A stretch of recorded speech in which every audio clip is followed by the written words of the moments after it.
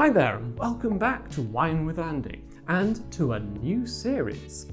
This series is called If This Then That, and it's all about those more unusual names that you might see on a wine list or on the supermarket shelves, of course.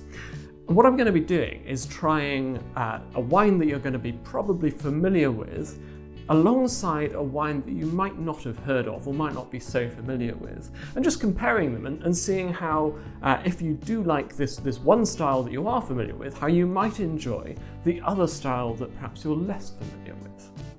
So for today, I've got two wines, of course, and I've got a miniature bottle of Pinot Grigio, which is hopefully something that you've heard of. I think most people have heard of Pinot Grigio. It's become very popular. It's on every wine list imaginable. And I've also got a bottle here of the less familiar wine, which is a Jurançon Sec.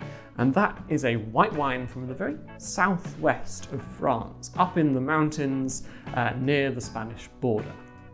So let's pour those into our two identical wine glasses so that we can sort of get comparing and seeing how they're alike and how they're different and what those similarities might mean for, if you like, Pinot Grigio. So my Pinot Grigio, in case you need a reminder what Pinot Grigio tastes like.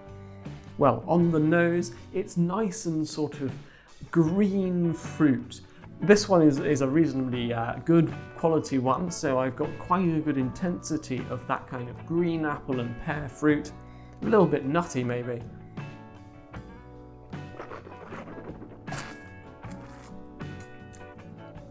In the mouth, that sort of apple and pear fruit continues.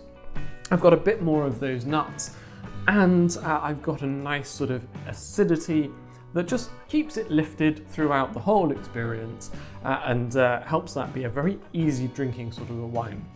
Nice, light, fruity, crisp, lovely chilled. This isn't actually chilled right now because for the full tasting experience, of course, we want our wines to be just room temperature. It is perfect for tasting basically all the wines. You get a fairly good level of flavour coming out of the glass. When you chill the wines down, those flavours might take a little bit more coaxing to get them out of the glass. But that's my Pinot Grigio, sort of light, fruity, refreshing, easy drinking, nice to have by itself. Let's move on to the Jurançon Sec, which is made from a grape, by the way, called, it's made from a couple of grapes. It's a blend of Petit Monceau and Gros Monceau. So two grapes that are blended together. So this one, let's have a sniff. First sniff, well, it's kind of got some similar stuff going on. Probably red apple rather than green apple, and quite ripe pear. Something nutty alongside it, just like the Pinot Grigio. It's a slightly different character. It's a little bit richer smelling, but it's very similar. And then in the mouth,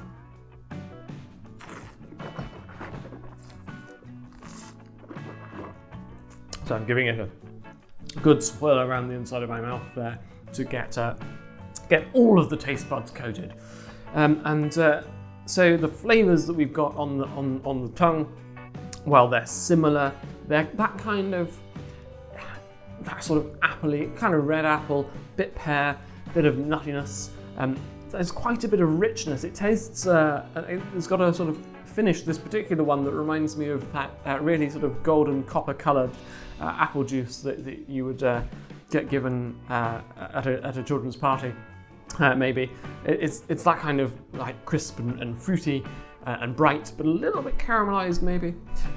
There's also a sort of a nice level of acid that carries it through. It's got the same general easygoing, light and fruity, and sort of a little bit of a nice acid base there to keep it lifted and not feeling flabby.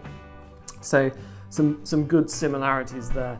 I mean, if I'm going to go through the whole tasting experience, of course, I should be looking at the colour as well. And the Jurançon is a little bit darker in colour than a Pinot Grigio, but otherwise it fills a very sort of similar role, a similar niche in terms of the type of wine and the situation you might have it in. So this is good for drinking on its own, of course, as I'm doing now. It's also good for sort of drinking away, sipping away with a kind of snacky thing before a meal, so some crisps, some nuts, some whatever.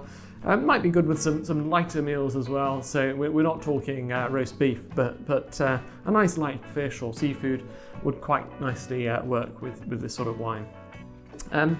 So that's pretty much that. If you do like Pinot Grigio and you fancy something different, or if you're kind of a bit tired of it, you're fed up with it, but you'd like something in that vein that fills that similar role, why not give the Jurançon Sec a try? This one actually, you might think, well, that's a funny name, I'm not going to find that in the shop. Well, this one I actually found on the shelves in Sainsbury's. These both come from Sainsbury's. It's the own brand Taste the Difference range. So, I mean, it's there, it exists. Keep an eye out, you might spot it on a wine list or on the shelves of your supermarket, and maybe if you do, give it a go. I'll probably, I think my preference was actually the Jurançon personally, and I'm gonna carry on drinking that away. As I said, doesn't need any accompaniment really, so I'm pretty good. Might stick it in the fridge, but I'm gonna finish this glass. And I'll look forward to seeing you next time. Cheers.